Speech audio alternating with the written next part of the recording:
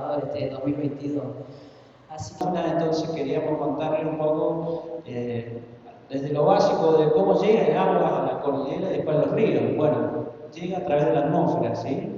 Y llega esencialmente a este esquema básico que siempre vemos desde la primaria, pero es bien necesario conocerlo, es el ciclo de agua. El agua entra a la atmósfera por evaporación, se forman las nubes, se transporta, sale por precipitación y como nos llega. Entonces ahí vamos a ir afinando detalles. Entonces el agua en la atmósfera, básicamente su rol en el ciclo hidrológico es de transporte. No se almacena el agua en la atmósfera, sino que se transporta esencialmente porque se comporta como un gas liviano y que tiene la capacidad de moverse. La atmósfera es muy dinámica, tiene baja densidad en comparación con los otros componentes del sistema climático. Entonces el transporte es el principal rol del agua en la atmósfera en el ciclo hidrológico. En cambio, en los océanos, su principal rol en el ciclo hidrológico es almacenarla, es como la fuente del agua en todo el planeta, y en la Tierra llueve, precipita, escurre y la consumimos. Entonces, esos conceptos son importantes por ahí siempre recordarlos. Y bueno, un aspecto en el que he estado trabajando es una forma de transporte del vapor de agua, del agua en la atmósfera particular, que hace poco ha sido identificada en la comunidad científica, y se llama río atmosférico. Río atmosférico hace referencia a una especie de río por la atmósfera, porque tiene una gran capacidad de transporte de la atmósfera, y los estudios preiniciales simplemente cuantificaron cómo era el transporte de la zona fuente en el globo, que es la zona fuente de la humedad en la atmósfera, en los trópicos. En los trópicos, entonces, el transporte hacia los polos de los trópicos esencialmente ocurre por estos ríos atmosféricos, que son unas plumas delgadas, donde en cualquier instante de la atmósfera, como la que está acá, se ve perfectamente en el satélite y transporta grandes contenidos de vapor de agua que después en algún lado va a precipitar y el planeta está en un permanente tratando de buscar un balance, un equilibrio de ese desbalance, que hay mucho calor, mucho vapor de agua en el Ecuador y poco en los polos. Entonces es una forma, es como esencialmente se transporta el vapor de agua en el globo terráqueo desde el Ecuador hacia los polos. Y bueno, entonces, como les decía, estos ríos en el cielo son dinámicos, como se ve acá en la animación, está en un instante dado, siempre se están moviendo, están transportando el vapor desde el Ecuador hacia los polos, no fluyen siempre por el mismo lugar, tienen un ciclo de vida, nacen y mueren, y esa es una diferencia con los ríos que nosotros estamos acostumbrados en la Tierra, que siempre están por el mismo lugar y siempre están trayendo agua.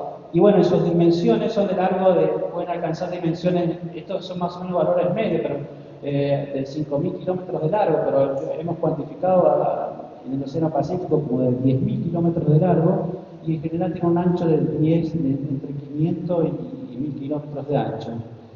Lo curioso de esto es que investigaciones en el oeste de Estados Unidos con aviones cuantificaron cuánta agua trae en forma de gas, y llegaron a la conclusión que traen volúmenes de agua en forma de gas que es superior en 3 veces a la del río Amazonas. Y el río Amazonas es el río más caudaloso, el que más agua trae en el mundo en forma de agua limpia. Entonces fíjense qué buena analogía, que ha surgido todo muy reciente, y una forma que como no se ve, como el gas está flotando y no lo vemos, pero en estas imágenes se ve perfecto. Era un tema relativamente desconocido hasta hace más o menos 20 años atrás. Y bueno, esta pluma de humedad, cuando viaja del Pacífico y se encuentra con la cordillera de los Andes, es la principal fuente de agua de Mendoza y de Cuyo, y del oeste argentino básicamente también. Nosotros en estudios del doctorado cuantificamos que alrededor del 75% de la nieve que cae en los Andes lo hacen 3 o 5 tormentas fuertes durante el invierno y que desarrollan esta pluma bien definida del río atmosférico. Este es un ejemplo del invierno muy malo del 2021, que gracias a este río atmosférico que llegó a fines de agosto, el año no fue el peor de la historia, ¿sí? Para que tengan idea de la importancia que tienen estas tormentas con río atmosférico. Si no hubiese llegado esta tormenta, el año 2021 estaría muy fresco en nuestra memoria, porque ese ha sido el año más seco de la historia acá en la región de Jujuy. Y bueno, acá, como tiene un rol muy importante en el recurso hídrico de nuestra provincia, recientemente en el instituto, con los colegas del laboratorio de computación, con Marcela y Rubén, generamos esta página de pronóstico atmosférico. Googleen río atmosférico y Atlas y van a encontrar esta página. Y entonces le está pronosticando de acá a 6 días la posibilidad del impacto de un río atmosférico en toda la costa suroeste de Sudamérica, y por supuesto pueden focalizar ahí la visualización para Mendoza y las zonas más cercanas nuestras. Bueno, volviendo, ¿no? Las tormentas invernales de invierno del Pacífico que desarrollan este río atmosférico son los que nos proveen básicamente los recursos hídricos en forma de nieve en nuestra cordillera. En la zona particular de los Andes de Cuyo, que es en las latitudes subtropicales, entre el trópico y los extratrópicos más al sur de la Patagonia, se concentran en invierno. O sea que el 90% de esas tormentas intensas caen en el semestre invernal, mayo-octubre. Y lo que empiezo ahora a resaltar es que cuando esta tormenta viene viajando al Pacífico, sufre una afectación o un efecto, al impactar contra la cordillera de los Andes, sufre un efecto muy fuerte de modificación de la tormenta. ¿Sí? ¿Qué modificaciones sufre? Bueno, esencialmente lo que sufre es esa tormenta que está precipitando en el Pacífico, al impactar contra la cordillera, sufre un incremento de las precipitaciones en la ladera chilena y en la ladera ascendente, que se llama a barlovento, a donde impacta inicialmente el viento, y del lado de Mendoza sufre una supresión casi total de la precipitación, y nosotros acá lo vivimos con un viento sonda. Esta es la clásica figura de la primaria que nosotros vemos como mendocinos, pero nosotros siempre nos cuentan: la tormenta del Pacífico se transforma, descarga en la montaña y se forma el sonda. Nosotros lo vimos con el sonda. Lo que nunca, o por lo menos yo no recuerdo, no sé, yo creo que a ustedes quizás les pasó, lo que no se resalta o no se desconocía bien, es que cuando esa tormenta está impactando contra la cordillera, está ejerciendo un incremento de la precipitación bastante importante, que eso es en definitiva el recurso hídrico. Hay una modificación hacia el incremento de la precipitación por cuestiones que ya les voy mencionando, y bueno, eso es sumamente importante porque finalmente es el recurso hídrico. Entonces, ese realzamiento orográfico, como les decía, es un efecto clave de la cordillera en las tormentas y en definitiva en el clima de nuestra región. Y lo que esencialmente hace la montaña es potenciar procesos de lluvia. Y esencialmente para que haya lluvia en la atmósfera se necesitan dos procesos. Uno es que el aire ascienda, y entonces al ascender va hacia regiones con menor presión, se expande, se enfría, el aire con humedad se condensa la humedad, se transforma en gotita y cae. Y el otro mecanismo importante que necesitamos es un crecimiento de las gotas, de las gotas líquidas o sólidas. Tiene que crecer como del orden de 1000 veces la gotita para que caiga recién al suelo. La mayoría de las veces eso no sucede, tiene que haber procesos de crecimiento efectivo. Bueno, la montaña está justamente potenciando esos dos mecanismos, y entonces el producto final es un incremento sustancial de la precipitación que viene viajando por el Pacífico. A Santiago de Chile le caen 300 milímetros, los valores escasos que tenemos en la montaña nos dicen que son del orden de 800 milímetros en la ladera chilena, y cerca de la frontera nuestra nos dicen que es del orden de 400 milímetros. Así que, entonces,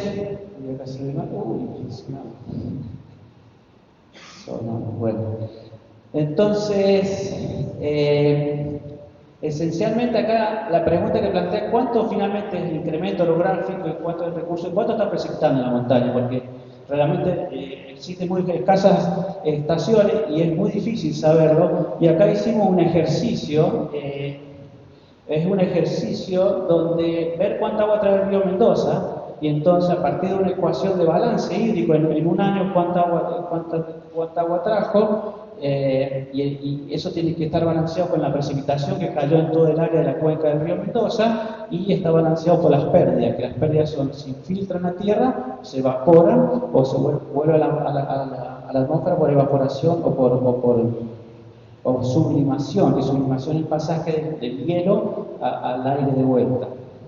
Y bueno, haciendo este ejercicio, usando el valor del famoso de 1.400 hectómetros cúbicos que trae el río Mendoza histórico, usando un área aproximada con cierre donde yo mido el derrame en Guido de 8.000 kilómetros cuadrados, usando una proporción del área donde cayó la nieve, que es aproximadamente el 35%.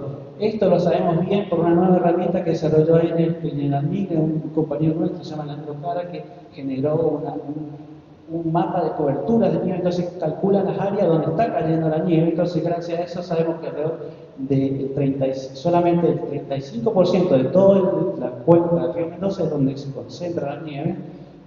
Y si nosotros despreciáramos el valor de evaporación, de sublimación y de infiltración, dijéramos no existen, esos números nos dicen que la precipitación debe ser del orden de 500 milímetros.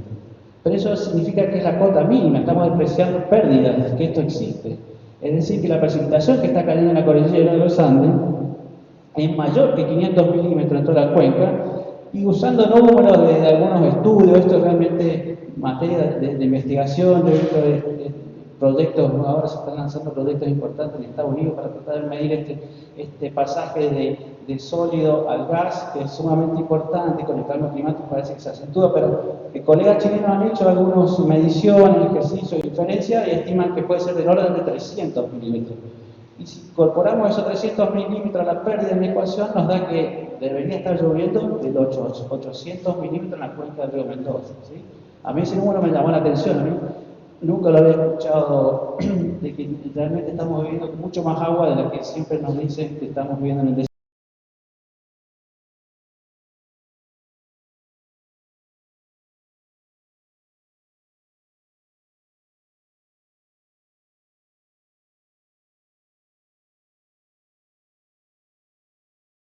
Ahí se ve el mapa de la cuenca de Mendoza, la cuenca alta es la que mayor tiene nieve, la otra prácticamente no cae nieve, entonces bueno, habíamos quedado en eso, que más o menos la precipitación que cae en la cordillera, en la cuenca alta de Mendoza, puede rondar una estimación de 800 milímetros al año, según lo que trae el río. Y bueno, entonces el mensaje es, no vivimos con 200 milímetros en nuestras cabezas, estamos viviendo con el doble, el triple de lo que cae en las cordilleras, nada más que no lo vemos como un viento sonda. Entonces esa perspectiva de no vivir eso, por ahí nos aleja un poco de la realidad. Y esto es un experimento de la tesis de doctorado, que para una de esas tormentas fuertes que ponen la aguja en el recurso hídrico con río atmosférico, que dejó como del orden de 300 a 500 milímetros de nieve y de agua líquida en las zonas bajas, así la simuló un modelo numérico que son los mismos que hacen pronóstico del tiempo, le sacaban la montaña como si no existiera la cordillera de los Andes. Y bueno, la tormenta, en vez de generar 300, 500 milímetros, generó 10 veces menos, 80 milímetros, ¿sí? Prácticamente el volumen de agua disminuyó 10 veces, ¿sí? Entonces el mensaje fuerte es ese, el rol de la montaña es sumamente importante en donde vivimos, y no solo acá en Mendoza, la importancia de la cordillera de los Andes en toda Sudamérica, en todo el oeste de Argentina. Los Andes son los grandes reguladores del recurso hídrico de todas las zonas bajas, de Chile, de Argentina, de los países de más tropicales también. Y además generan grandes contrastes climáticos. La cordillera de los Andes se extiende hasta 5 kilómetros de altura aproximadamente, y eso representa la mitad de la atmósfera. Y la humedad en la atmósfera se concentra en el 80% debajo de los 3.000 metros. Entonces la conclusión de eso es que las masas de aire en niveles bajos cargadas de humedad prácticamente no interactúan de un lado al otro, es una barrera natural y genera grandes contrastes climáticos. Y si no me creen, crucen nada, ustedes mismos vayan y crucen los pasos internacionales. Con Paula, mi compañera que vive en Salta, cruzamos hacia Chile, y uno empieza cruzando selvas, ¿sí? Las yungas que conocen, esas son selvas, ahí está lloviendo como del orden de 3.000 milímetros más, no se sabe bien. De pasar a la selva, pasamos al desierto más extremo del mundo, ¿eh? A mí me choqueó mucho cuando llegué, lo pisé por primera vez, porque prácticamente no hay nada, y no hay como acá una jarilla, algo, allá nada, te dejan ahí en un helicóptero y creo que a las 2 horas estás insolado, muerto, ¿sí? Entonces ese contraste de una selva a al desierto más seco del mundo te lo da los Andes. Y a nivel extremo se revierte en la Patagonia, pasas de las selvas frías, donde están del lado chileno, los glaciares más grandes del mundo, fuera de los polos, y a una estepa que tiene prácticamente nada también. Si ese contraste, todo lo ocasiona la cordillera de los Andes. Y bueno, fundamentalmente, como ya les vengo diciendo, Mendoza, el recurso hídrico viene en la abundancia, el 100% de Mendoza es el recurso hídrico de los ríos, nosotros lo usamos para el consumo y para la agricultura, ¿sí? Pero también remarcar que las montañas tienen un rol bien destacable, por ejemplo Córdoba, las pequeñas sierritas de Córdoba que son lindas, París de verano, que todas las conocemos, tienen su rol muy importante también para generar este tipo de recurso hídrico de montaña, porque Córdoba, o por lo menos la capital, no sé cuántos millones tiene, consume agua de que les drena de la montaña. Ya la agricultura, hay un clima un poco más benévolo y pasan de 200 milímetros a 500, 700, les permite manejar una agricultura de llanura. ¿Sí? Y bueno, Buenos Aires ya no depende de la montaña, viene lluvia de las selvas, del Amazonas. Entonces, depender del agua que tengan las montañas, si ustedes piensan, tiene sus ventajas. Primero, porque está cayendo en un área corrugada, con terreno, entonces eso ayuda a que se concentre en río y empieza a drenar pendiente abajo, y yo simplemente me acerco al río y la puedo manejar, puedo generar diques, es todo más manejable. Imagínense si cae en una llanura, si no, la usa inmediatamente la planta, pero después manejarla, generar un río, todo eso se empieza a complicar, ¿sí? Entonces, fíjense, una de las ventajas.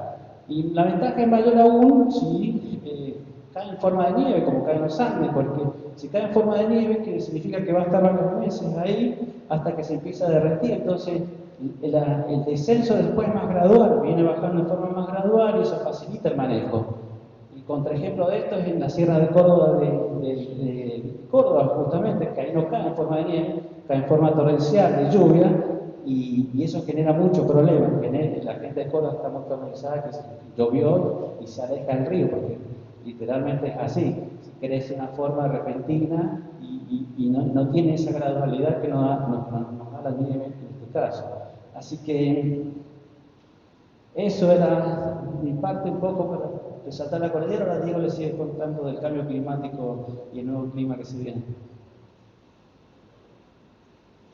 Todas las buenas noticias me tocan a mí.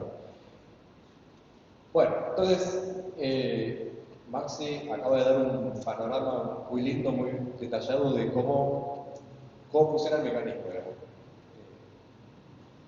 Los mecanismos físicos, a partir de los cuales en Mendoza tenemos agua de la cordillera. El tema es que todo ese mecanismo se enmarca dentro de lo que llamamos el cambio climático. El clima, sabemos que está cambiando por distintos factores. Uno de ellos, y el principal, es que el hombre emite ciertos gases que absorben radiación y mantienen una cantidad de energía adicional dentro de la atmósfera. Y esa energía adicional se traduce en términos de incremento de temperatura. ¿Y dónde estamos parados en este momento? Con respecto a emisiones de gases invernadero y ciertos parámetros físicos que nos describen el cambio climático. Y bueno, la OMM, la Organización Meteorológica Mundial, todos los años publica una estadística sobre lo que pasó el año anterior. Bueno, esto es lo que vamos a ver ahora, sacado del informe de este año sobre el 2021. Y empezando por los gases de efecto invernadero. Nosotros desde 2020-2021 tuvimos el confinamiento por la pandemia de COVID. Eso hizo que muchas empresas disminuyeran su actividad y en fin se esperaba una reducción de estos contaminantes, pero que en realidad por los valores, bueno, no se vio demasiado. De hecho, el dióxido de carbono En comparación con niveles preindustriales aumentó un 150%, ya vamos por el 150%. El metano en un 262%, y este es uno de los peores porque su efecto sobre la atmósfera es 20 veces superior al de dióxido de carbono. Aunque es mucho menos, su efecto es mucho más. Y el óxido nitroso en 123%. Y todo parece indicar que estas tendencias van a continuar, ¿no? Entonces esto tiene efecto sobre la temperatura global. El año 2021 no fue de los peores, pero sí uno de los peores de los 7 últimos años, ¿no? Vemos aquí la marcha, estamos aquí en 2021, hubo 2 años superiores, y eso es porque estamos transitando un evento de Niño, o sea, una anomalía fría en el Pacífico, que hizo que la temperatura del 2021 no sea tan alta como lo que hubiera sido sin ese evento de Niño. Pero bueno, el calentamiento no se distribuye en forma homogénea en todo el globo. Hay aquí en el Ártico siempre se calienta mucho más que otras zonas, y eso tiene consecuencias también. El derretimiento del hielo del Ártico implica una liberación de metano. Metano que estaba atrapado en el hielo y que al fundirse es liberado. El 90% del exceso de energía va a parar al océano. O sea, el océano es un gran reservorio de calor. Y por supuesto, bueno, si tomamos distintas profundidades, por ejemplo de 0 a 300, 0 a 700, 0 a 2000 metros, tenemos estas curvas de crecimiento del contenido de calor oceánico, y vemos que en la capa 0 a 2000 metros fue la que más ha crecido, y ahora ya para el 2021 tiene el récord. ¿Sí? Alcanzó un récord superando el valor del año anterior en 14 zetajoules. Es la unidad en la que se mide la acumulación de energía. Y ha tenido un fuerte aumento en las últimas 2 décadas, como podemos ver en el gráfico. El calentamiento del océano, ustedes cuando calientan cualquier cosa, eso se expande. Al océano no le pasa otra cosa, también se expande, y eso se traduce en un aumento en el nivel del mar. Que si comparamos, aquí estamos con este gráfico desde 1993 hasta la actualidad, en la primera década, 93 al 2002, el crecimiento venía siendo de 2,1 milímetros por año, pero ahora si comparamos en la última década, 2013-2022, ahora el crecimiento es el doble. Ahora es de 4,5 milímetros por año. Fíjense que hay una aceleración en el crecimiento de la altura del mar. O sea, no solamente crece, sino que crece en forma acelerada. Lo mismo que la temperatura. También está acelerada la pérdida de masa de glaciares. Esto es tomando un promedio de todos los glaciares que se miden en el globo. Y vemos también que pasa lo mismo, ¿no? Esta es la pérdida acumulada de masa glaciar, y vemos que hay una aceleración, ¿no? Cada vez disminuye de forma más rápida. Y actualmente en alrededor de 0,98 centímetros de equivalente a agua nieve por año. Son los valores actuales. No solamente se pierde masa glaciar en hielo, sino también se pierde hielo marino, y sobre todo, como el calentamiento es superior en el Ártico es donde más se pierde. Y fíjense acá, este gráfico, el que está en naranja es para los meses, para el mes de septiembre, que son los meses donde el Ártico, el hielo está más reducido. El año 2020 fue el segundo récord, digamos, el segundo menor cantidad de extensión de hielo marino que tuvimos. No se nota tanto en el Antártico, ¿no? O sea, la Antártida no está flotando el hielo como en el Ártico, sino que está apoyado sobre el basamento rocoso. No sufre tanta pérdida, pero vemos que aquí estos últimos años son de los más bajos, ¿sí? Ahora, el 23% del dióxido de carbono emitido lo absorbe el mar también. Y ese dióxido de carbono reacciona con los componentes marinos, acidificando el agua del océano. O sea que el pH se va reduciendo, pH que naturalmente es alcalino, va tendiendo a 7 a neutralizarse, y esa acidificación tiene muchísimas consecuencias. Una de las especies más afectadas por esta acidificación son los corales, las barreras coralinas son las que más sufren, aparte de muchas otras especies, pero las que más sufren este tema de la acidificación. Que estos valores no tienen precedentes en los últimos 26.000 años. ¿Cómo estuvo afectada la temperatura en el último año? Bueno, si vemos, fíjense, en este gráfico hay, esto es para la zona del Caribe, América Central y Sudamérica, en estas 3 barritas cada uno, y si comparamos las tendencias de la temperatura por década, 1961-1990 con 1961, 90, 1991, 2021, vemos que la tendencia se duplicó. O sea, ahora el aumento está siendo de unos 0,2 grados por década, cuando antes era de 0,1 grados por década. O sea que la temperatura viene no solamente aumentando la temperatura, sino la velocidad con que aumenta la temperatura va aumentando, o sea, se va acelerando. Esto es en base a varias mediciones, el récord donde estamos ahora, eso ya lo hemos visto antes.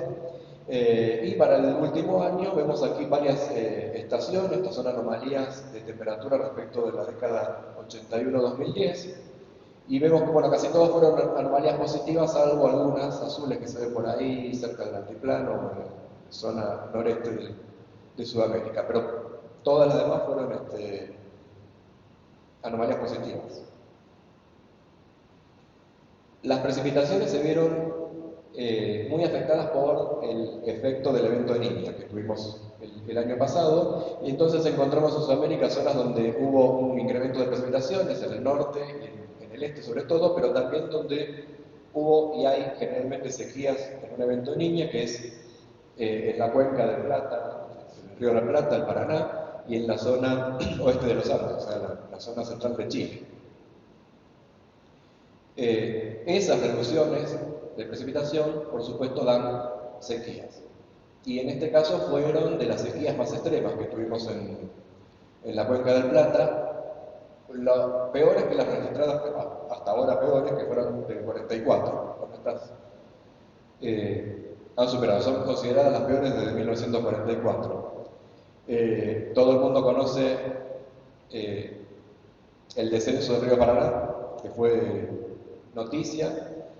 Eso trae impactos en muchos sectores, en la agricultura, en la navegación del río Paraná, suministros de energía, de agua, bueno, y los ecosistemas. Y también la zona de Chile se vio afectada por sequía. Nuestros colegas chilenos ahora la llaman la mega sequía por la duración, y que comenzó en 2010 y persiste todavía, ¿no? Probablemente sea la más larga de los últimos 1000 años. Y el IPCC continúa pronosticando esto para los años siguientes. Para colmo, encima, tenemos la deforestación del Amazonas, que parecía haberse tipo como estancado entre los años 2009-2018, con unos 6.000 kilómetros cuadrados de tal anual, pero ahora, en el último año, en el 2021, esos valores se duplicaron. Ahora se talan 12.000 kilómetros cuadrados, con las consecuencias que trae sobre la agricultura también. Hablamos recién sobre las masas glaciares, pero a nivel global. Ahora sí lo hacemos a nivel un poco más regional. Acá tenemos la evolución de algunos glaciares estos son Andes tropicales, Andes centrales y Andes del sur. y las tasas promedio están en el orden de los 97 centímetros de agua, equivalente a agua-nieve por año para los Andes tropicales, la pérdida, ¿no? 72 centímetros para los áridos, los centrales, y 56 para los subos. Ahora, los que más rápidamente están reduciendo son los glaciares de los Andes tropicales. Ahora, la pérdida de masa glaciar de los Andes está entre las más grandes del mundo.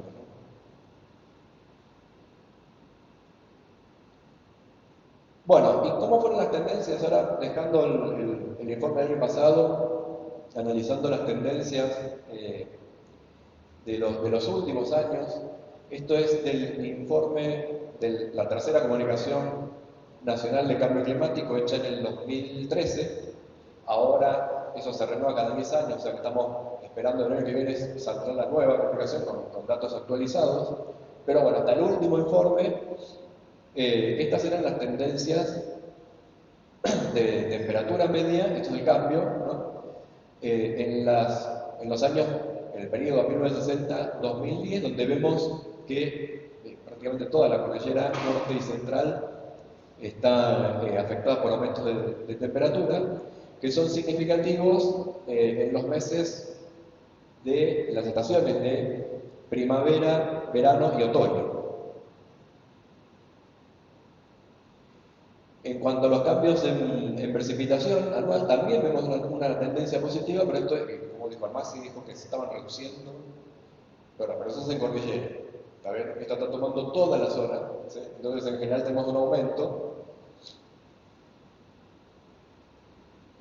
Ahí, bueno, sobre todo en los meses de otoño e invierno. Y el aumento de temperatura no viene solo, sino que viene también encima acompañado de una elevación de la isoterma de cero. Digamos, donde antes ustedes tenían que subir para encontrar 0 grados, ahora por el calentamiento tienen que subir un poco más. Entonces van subiendo la cordillera, la temperatura va bajando. Bueno, para encontrar los 0 grados tenemos que subir un poco más. ¿Cuánto más? Bueno, si vamos desde 1950 a 2010, en promedio tenemos que subir más o menos 252 metros más. ¿Y cómo sería esa tendencia de acuerdo a los modelos que pronostican para el futuro? Bueno, para el periodo 2015-2039, más o menos, ¿no? Serían uno para nuestra zona, 260 metros, y si nos vamos a fin de siglo, del 75 al 99, 513 metros. Todo eso deja suelos que antes estaban permanentemente congelados o glaciares al descubierto, digamos, con temperaturas mayores que 0, tipo como para derretimiento. Muy bien, y ahora le paso la posta otra vez a Maxi.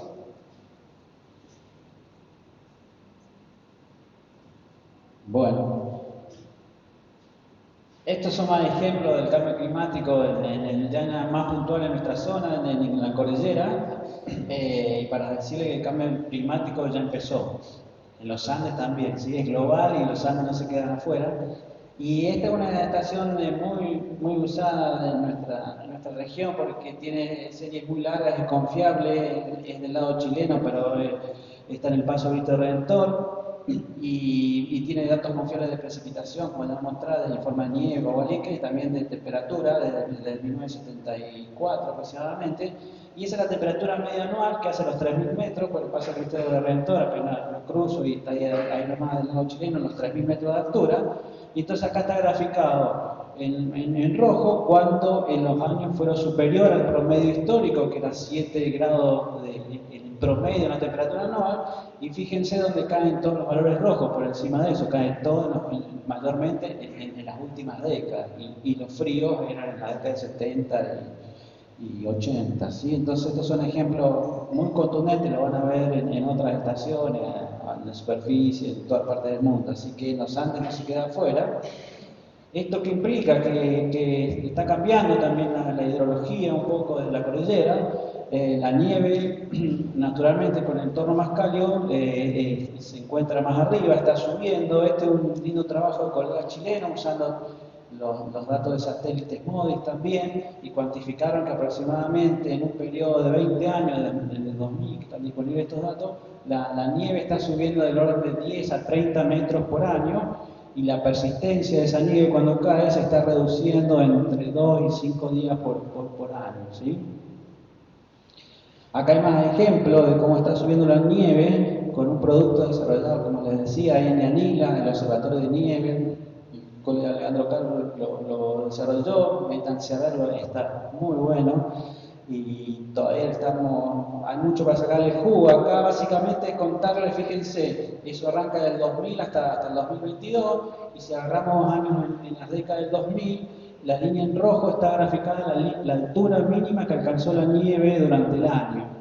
Y entonces aproximadamente alcanza los 3.500, bueno, en valores históricos, en los últimos, en el promedio histórico de 20 años. Pero si tomo los primeros años de la serie, que son las líneas azules de cada año, en general la línea puede estar abajo, este fue un caso de un invierno el último gran nevador que tuvimos, pero un año relativamente normal de cantidad de nieve, la altura mínima que alcanzaba la nieve en la cuenca del río Mendoza era aproximadamente el valor promedio histórico. Ahora, si tomamos los 2 últimos años, los valores de la línea inferior, donde la cota de nieve, donde alcanza en la cuenca del río Mendoza, vemos que está encima de ese promedio histórico. Entonces eso es otro ejemplo contundente de que la nieve la tenemos que ir a buscar más arriba. Y esto tiene significancia también en las mediciones puntuales, porque en Mendoza se basa fuertemente en las mediciones puntuales del Departamento de Irrigación, que tiene medidores de nieve con Snowpillow. Snowpillow es un colchón que pesa la nieve, y esas estaciones fueron colocadas a principios de los 2000, más o menos alrededor de los 3.500 metros, entre los 3.000 y 3.500 metros. Bueno, parte de la disminución de la menor caída de nieve, hay una contribución de que a esa altura está cayendo menos, y si cae se persiste menos. Entonces esa contribución se tiene que tener en cuenta al momento de ir calculando un valor climatológico y el valor del déficit que se va a calcular. Y bueno, este es un resultado muy reciente de un colega también ahí en Yanila, el doctor Ezequiel Toún, que ha desarrollado un modelo hidrológico que tiene en cuenta los glaciares, así que recientemente ha terminado ese trabajo y que ha hecho un gran aporte para toda la comunidad nuestra, toda la comunidad científica y toda la comunidad interesada en los recursos hídricos de la montaña. Y esencialmente lo que está planteado acá es la barra, es el derrame anual que trae el río Mendoza, y lo que han podido hacer con este modelo es cuantificar cuánto se debe a la disminución, al derretimiento de los glaciares, y cuánto se debe a la nieve. La nieve, por supuesto, es la mayor parte que aporta el río, y son las proporciones en verde, como ven, y lo gris es la proporción de derretimiento del hielo que aporta al caudal del río. Bueno, los glaciares siempre estuvieron, y es un componente más del sistema hidrológico de los ríos de montaña, y nada más que funcionan con diferentes tiempos. Están muy altos, donde casi siempre hay 0 bajo 0, y entonces les cae la nieve ahí, se convierte en hielo, y después con unos años, no inmediatamente en el verano siguiente, sino en varios años sucesivos, quizá cuando parte del hielo que se formó con los años se movió en el glaciar, se fue a las partes más bajas del glaciar, y esa porcioncita que cayó debajo de la isoterma cero aportó algo de derretimiento en su dinámica propia, en equilibrio del glaciar como era antes. Entonces los resultados de ese mostraban que contribuían del orden del 15% al volumen del río. Bueno, ahora con la cuestión del calentamiento global, las tendencias tan marcadas del aumento de la temperatura, la contribución del glaciar ha aumentado, pero en cierto sentido tiene que ver por una aceleración, una incrementación del derretimiento del hielo, que en cierta forma amortigua la sequía, pero en cierta forma está perdiendo masa. Hay un incremento del derretimiento glaciar por una pérdida de masa. Es una pérdida de masa que está desapareciendo el glaciar y en estos años lo estamos viendo como una mayor contribución. Pero si el calentamiento sigue acelerado, esta contribución del glaciar se va a terminar, las glaciares van a desaparecer y entonces el caudal va a ser puramente por las líneas verdes y va a ser menor. Entonces, esto es un muy lindo reciente resultado ahí de sequía. Y bueno, en las últimas décadas también hemos visto que la frecuencia de estas tormentas importantes con riesgo atmosférico están disminuyendo. Antes eran del orden de 3 a 5 por los inviernos, ahora son de 1 a 3, y eso se ha traducido en menor nieve en la cordillera. Estas son series de nieve, de series del río Mendoza y la serie de la Lagunita de 1950, y entonces se ve que en los últimos 10 años la cantidad de nieve es bastante menor que un promedio histórico. Y entonces la pregunta que discutíamos con Diego y nos empezamos a hacer ¿es mega sequía o es nuevo clima? ¿Sí? Es un dilema que ya nosotros por lo menos yo ya me lo empiezo a plantear. Yo ya no sé si esto es el nuevo clima y esta es lo que debemos adaptarnos, y esta es la nieve que nos está cayendo en esta situación del nuevo clima del globo. Y bueno, más ejemplos puntuales, el río Mendoza trae mucho menos agua. En los últimos 10 años trae del orden del 30% menos. Acá se ve bien claro. Ustedes podrán decir, bueno, pero en la década del 60, del 70 también traía menos. Pero si vamos al río Atuel, que el río Atuel tiene una serie la más larga, creo que los ríos de la cordillera, tiene como de 1910 datos del caudal. Y esta sequía de los últimos 10, 13 años, muestra 13 años seguidos por debajo del promedio, es la peor en 100 años.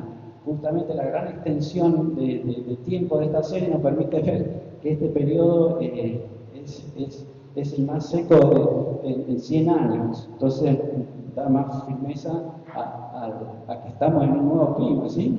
Más ejemplos, el río Diamante, la bajante en los últimos años, y el río Colorado, que es la unión del río Barranca y en el sur de Mendoza, el río Grande, también contundente la bajada en los últimos años, y desafortunadamente parece ser que el río, por lo menos visto así a grosso modo con estos gráficos, es el que más pérdida de derrame de cantidad de agua parece ser que ha tenido, que alcanza del orden al 40-50% de los valores del promedio histórico. Y desafortunadamente este río es usado hasta el Atlántico por todas las provincias, La Pampa, el Río Negro. Yendo a una conferencia ahora en Lario Escazú, donde viven de este río todavía, donde se enfoca en el Atlántico, me enteré que Santa Rosa de la Pampa bombea agua del río para alimentar a Santa Rosa de la Pampa. O sea, fíjense la importancia del río de la cordillera y bueno, lamentablemente parece ser uno de los que más está disminuyendo su caudal. Y ahora continúa con el detalle de Diego. No sé si lo quería presentar, porque ahí... Después.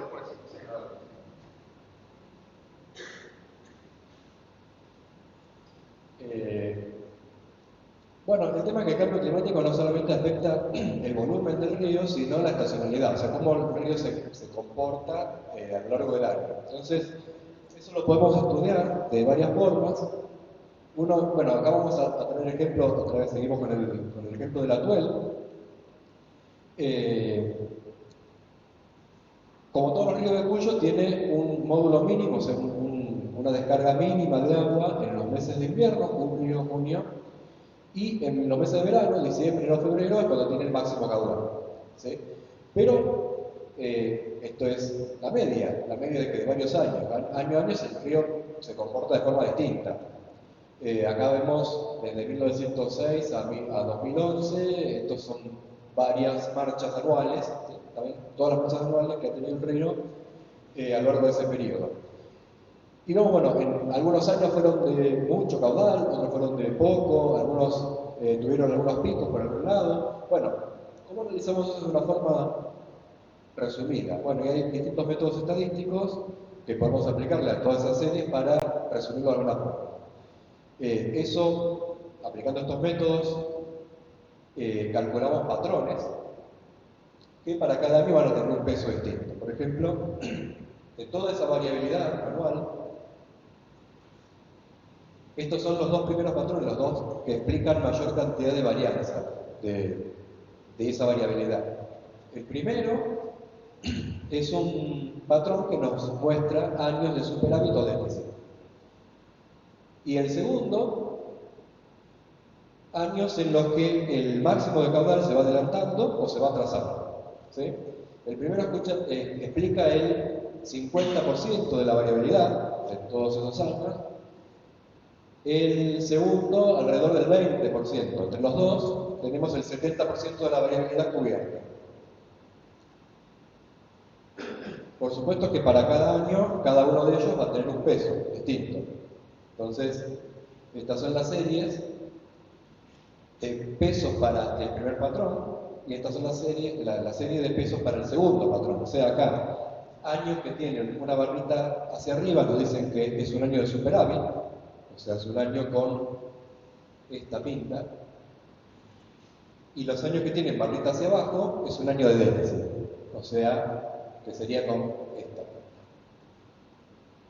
O sea, de la misma forma, para el segundo patrón, años con barrita hacia arriba son años en los que el caudal se ve como adelantado, tiene su pico, digamos, para noviembre o diciembre, y años con barrita hacia abajo son años en los que el caudal tiende a atrasarse, el pico tiende a atrasarse hacia enero. ¿Sí? Entonces, ¿qué vemos analizando estas series? Bueno, vemos que, primero y principal, aquí, a partir de 2007, ya no vemos más barritas hacia arriba. O sea, ese es el déficit. ¿Sí? O sea, todos los años son como este, por debajo de la media. Pero bueno, tuvimos otros periodos también con barritas hacia abajo. Por ejemplo, estos años que dieron como origen justamente el Yanigla. Ven, aquí tenemos una seguidilla de años donde todos los años fueron de déficit. Y en el año 72 se funda el Yanigla, fue el primer año justamente con esto Maxi que volvimos a tener superávit, pero los anteriores eran de déficit. Ahora, ninguno de los anteriores es como esta mega sequía que nombran los colegas chilenos, ¿no? Ahora fíjense, hay a lo largo de la historia periodos donde tenemos barritas tirando a ser positivas, después periodos largos donde tenemos barritas hacia abajo. Si las componemos, ¿qué pasa? Promediamos todos los años donde tenemos esto, miren acá. ¿Sí? Esto es 1906 al 16 y esto es del 77 al 87. Promediamos esos años y nos da este hidrógeno. Ahora, si promediamos todo el resto, todos estos y todos estos, nos da este otro. Bueno, la cuestión es que parece que vamos a quedar ahí. ¿Y qué pasa con el máximo? Bueno, el comportamiento del máximo, fíjense que tenemos aquí al inicio de la serie años negativos, quiere decir un patrón que tiende a ser como este. O sea, donde el máximo se va hacia el verano o inicios del otoño. ¿Sí? Eso al principio de la serie. Pero después, a partir del año 1948, parece que las variantes son siempre hacia arriba, salvo por algunas poquitas. ¿Sí? Eso quiere decir que a partir del 48 tuvimos la mayor cantidad de años con el máximo adelantado. ¿Sí? Y el tema es que esto no fue gradual, ese adelantamiento del máximo caudal no fue tan gradual como uno piensa.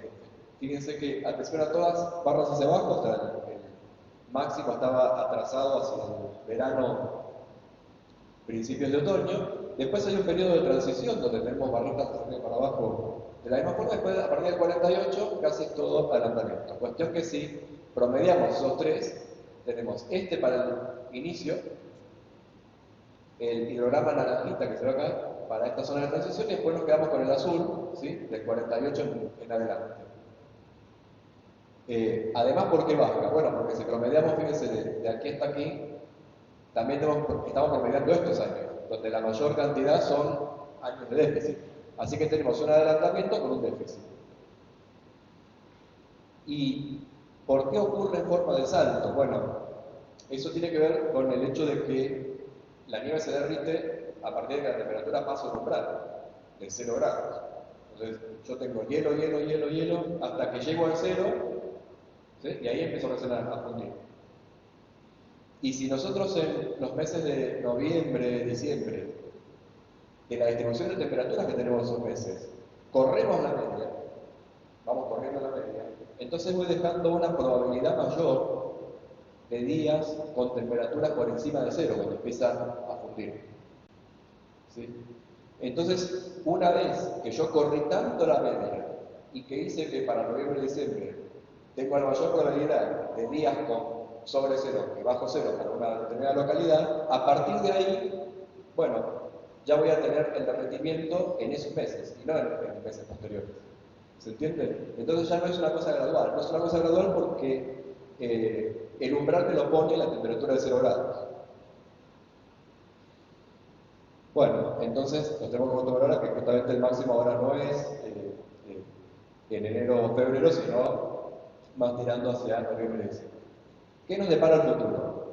Y aquí en la comunidad científica lo que hacemos es correr modelos, una numerosa cantidad de modelos, estamos en el orden de los más de 60 actualmente, cada uno de ellos con varias corridas, con varios, lo que le decimos miembros, con varios escenarios distintos y condiciones iniciales distintas. Y bueno, cada uno de estos modelos se corre bajo ciertos escenarios de emisión de gases de efecto invernadero, que van desde los más optimistas, con una reducción drástica a partir del año 30, 40, que ya no se emite más, a, por ejemplo, no hacer nada y dejar que se sigan emitiendo gases sin hacer absolutamente nada, u otros intermedios. Estos han cambiado un poquito ahora, pero no demasiado. Estos son, digamos, bueno, la concentración alta, el escenario más pesimista y esto, concentración moderada. Han cambiado por estos otros, pero son más o menos iguales. Así que van a ver que en algunas corridas viejas hacemos referencia a estos escenarios, el RCP 4.5 o el 8.5, como el más optimista, más pesimista, en otras a estos, SSP1, bueno, estos son nombres que se le han puesto a estos escenarios de emisión. Y en la tercera comunicación usamos estos modelos para predecir cómo serían las temperaturas en un futuro cercano, 2015-2039, en un futuro lejano, 2075-2099, bajo ciertos escenarios, uno más optimista, el más pesimista de todos. Y vemos ahí cómo van quedando las temperaturas mínimas. No hay mucha diferencia entre los dos escenarios en el futuro cercano, porque tampoco hay diferencias entre escenarios, ¿no? Porque en el futuro cercano son más o iguales, ¿sí? Pero sí en el futuro lejano con un incremento sustancial de la temperatura en todo el país. Esto para las precipitaciones, tampoco se observa mucha diferencia en el futuro cercano, pero sí en el futuro lejano vemos un incremento de las precipitaciones en todo lo que es la pampa húmeda del norte y un secamiento de esta diagonal árida, ¿no? Los Andes centrales y la Patagonia.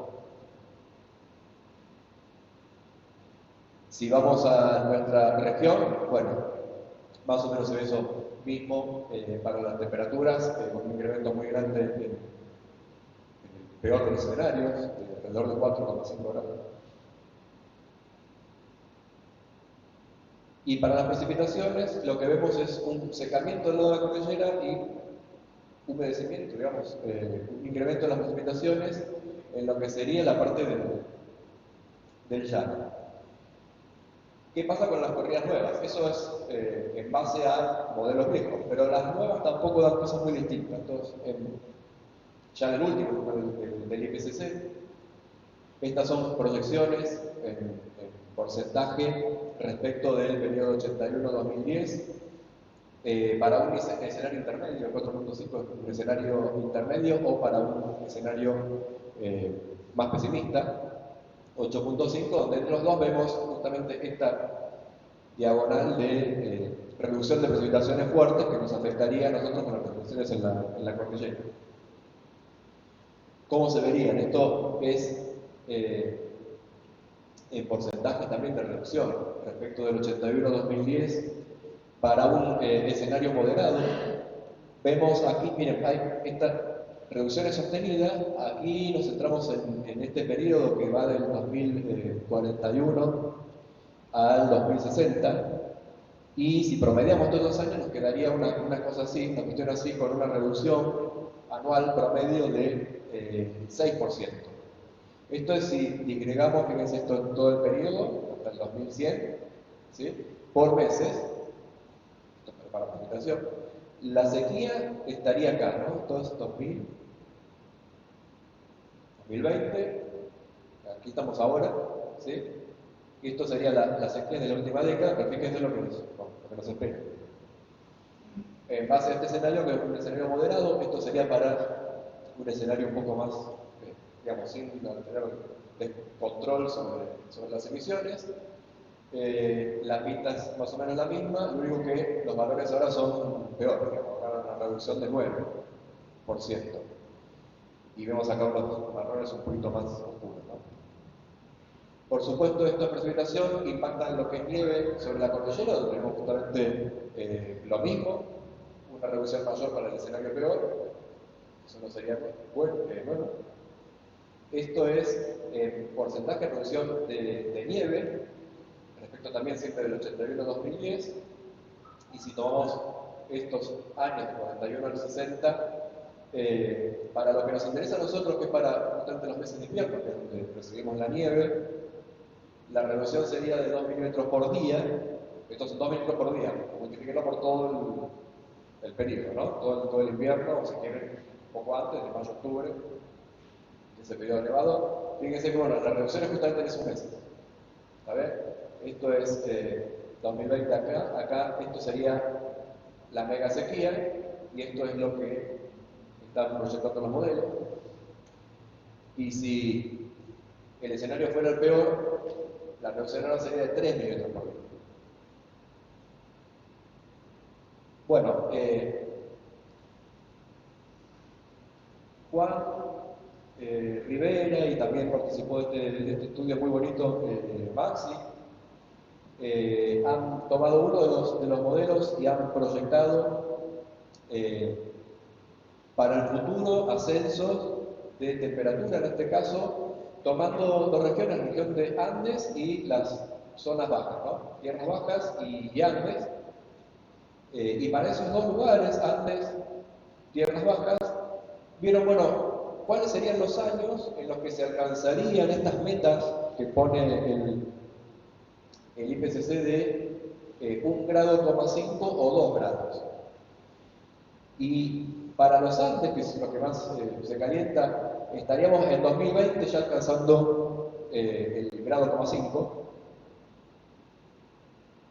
En tierras bajas eso se daría para el 2035-2036. Esto es un escenario más favorable y esto es el menos favorable, ¿no?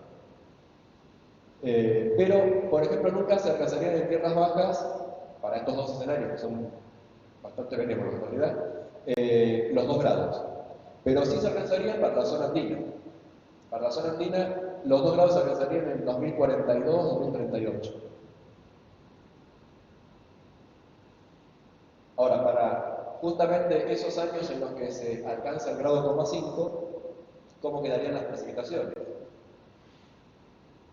Y estas son distribuciones boxplot para la zona de los Andes. Esto es la zona de los llanos para el oeste, y esto es zona del llano para el este. A ver, acá están, ¿no? Acá. Esto sería zona oeste y zona este. Para nosotros nos interesa esta zona de los Andes y la zona oeste. Y vemos que en cualquiera de los dos escenarios hay una reducción de las precipitaciones. Ven aquí donde estamos, el BOS concentra el 50% de los datos, ¿sí? Y vemos que están por debajo de cero para la zona andina, y para nuestra zona, en el escenario más favorable hay una reducción, pero en el menos favorable hay un aumento de la precipitación.